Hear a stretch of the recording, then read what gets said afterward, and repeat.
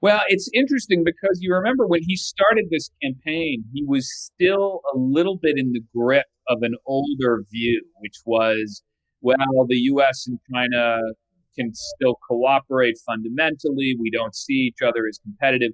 He got beat up a bit on the campaign trail when he said China's not a serious competitive threat to us.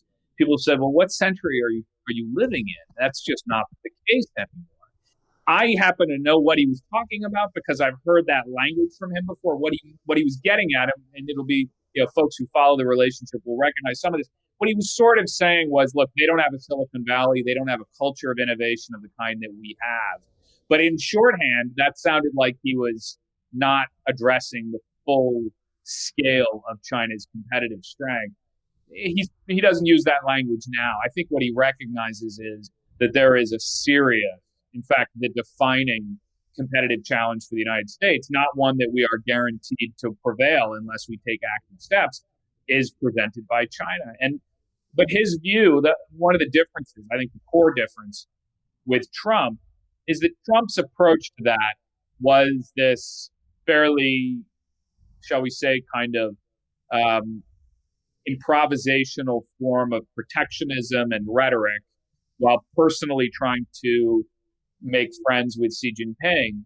And Biden doesn't believe in any of that. What he thinks is the way that we win this competition is by building a strong competitive economy in the United States, by taking the necessary and quite obvious political steps to try to shore up America's manufacturing strength for a new economy, not try to revive what is an economy of another generation, and then hold China's feet to the fire on real issues like intellectual property theft, market access, and so on.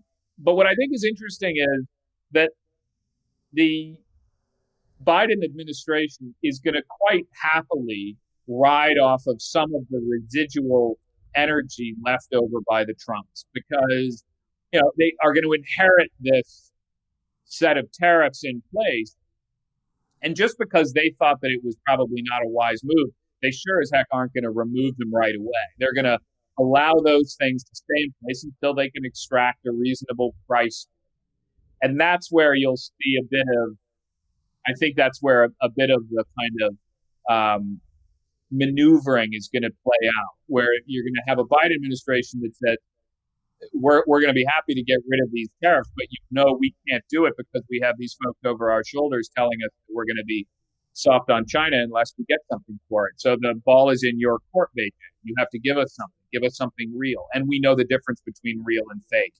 Don't tell us you're going to buy a bunch of soybeans and that's the end of it. It's time for movement. I find in my encounters these days with Chinese friends and analysts that they recognize what's happening. This is about to be the beginning of the return of a more informed diplomacy, and that's harder to deal with.